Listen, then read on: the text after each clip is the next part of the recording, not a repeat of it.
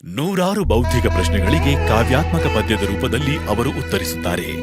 ಶತಾವಧಾನಿ doctor R Ganesh, Padma Bhushan 2026. ಅವಧಾನ: ವೈವಿಧ್ಯಮಯ ಕಾವ್ಯಾತ್ಮಕ ಸವಾಲುಗಳಿಗೆ ಯಾವುದೇ ಸಾಧನಗಳ ಸಹಾಯವಿಲ್ಲದೆ ಬಹುಕಾರ್ಯಗಳನ್ನು ನಿರ್ವಹಿಸಿ ವಿಭಿನ್ನ ದಿಕ್ಕುಗಳಲ್ಲಿ ಯೋಚಿಸಿ ಕ್ಷಣ ಮಾತ್ರದಲ್ಲಿ ಪದ್ಯ ರೂಪದಲ್ಲಿ ಉತ್ತರಿಸುವ ಭಾರತದ ವಿಶಿಷ್ಟವಾದ ಒಂದು ಶಾಸ್ತ್ರೀಯ ಕಲೆ.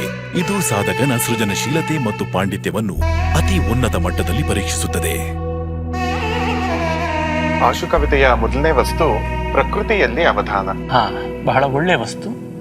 ಇದನ್ನ ನಾನು ಧೃತವಿಲಂಬಿತ ಛಂದಸ್ನಲ್ಲಿ ಹೇಳ್ತೀನಿ. ಪರಮ ಪೂರುಷನಾಗ್ಯವಧಾನಿ ಸುಂದರಿ ಸುಂದರಿ ರಮಾ ಸತಿ ಕೇಳಿರೆ ಪ್ರಶ್ನೆಯಂ ಸರಸೆಯಷ್ಟಕ ರೂಪದೆ ಲಕ್ಷ್ಮಿಯ ವಿರಚಿತಂ ಸುಕಲಾತ್ಮಕ ಕಾವ್ಯಮೇ.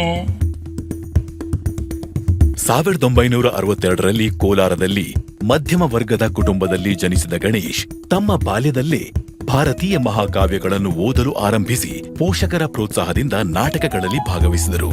ಇದರಿಂದ ಬಾಲ್ಯದಲ್ಲೇ ಅವರ ಕುತೂಹಲ ಮತ್ತು ಕಲ್ಪನಾಶಕ್ತಿ ಅರಳಿ ಮುಂದೆ ಅಪಾರ ಪಾಂಡಿತ್ಯವನ್ನು ಗಳಿಸಿಕೊಂಡರು. 19ನೇ ವಯಸ್ಸಿನಲ್ಲಿ ಅವರ ಜೀವನದಲ್ಲಿ ಒಂದು ಮಹತ್ತರವಾದ ತಿರುವು ಸಂಭವಿಸಿತು. ಚಾಮರಾಜಪೇಟೆಯಲ್ಲಿ ತೆಲುಗು ಪಂಡಿತರೋರ್ವರು ಸಂಸ್ಕೃತ ಅವಧಾನ ಪ್ರದರ್ಶನ ನೀಡುತ್ತಿದ್ದರು. ಆ ದೃಶ್ಯ ಅವರನ್ನು ಸಂಪೂರ್ಣ ಮಂತ್ರಮುಗ್ಧರನ್ನಾಗಿಸಿತು.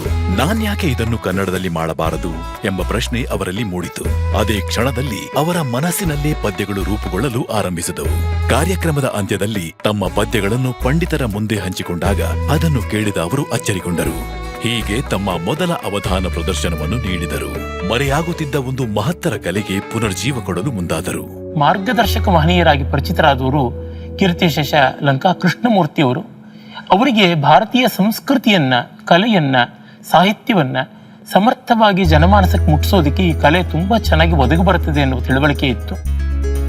ಸ್ವತಃ ಸೇನೆಯಂತೆ ಅವರು ಕರ್ನಾಟಕದಾದ್ಯಂತ ಸಂಚರಿಸಿ ಜನರಲ್ಲಿ ಅರಿವು ಮೂಡಿಸಿ ಸಂಘಟಿಸಿ ರಾಜ್ಯಾದ್ಯಂತ ಅವಧಾನಗಳನ್ನು ಪ್ರದರ್ಶಿಸಿದರು. ರಾಜ್ಯದ ಏಕೈಕ ಶತಾವಧಾನಿಯಾಗಿ ಹೊರಹೊಮ್ಮಿದರು. ಅವಧಾನ ಕಲೆಯ ಬಗೆಗಿನ ಇವರ ಈ ಮಹತ್ ಕಾರ್ಯಕ್ಕಾಗಿ ಡಿ.ಲಿಟ್ ಇವರನ್ನರಸಿ ಬಂದಿತು. ರಂಗಭೂಮಿಯ ಕ್ಷೇತ್ರಗಳಲ್ಲಿಯೂ ಡಾಕ್ಟರ್ ಗಣೇಶ್ ಅವರು ಮಹತ್ವದ ಕೊಡುಗೆ ನೀಡಿದ್ದಾರೆ.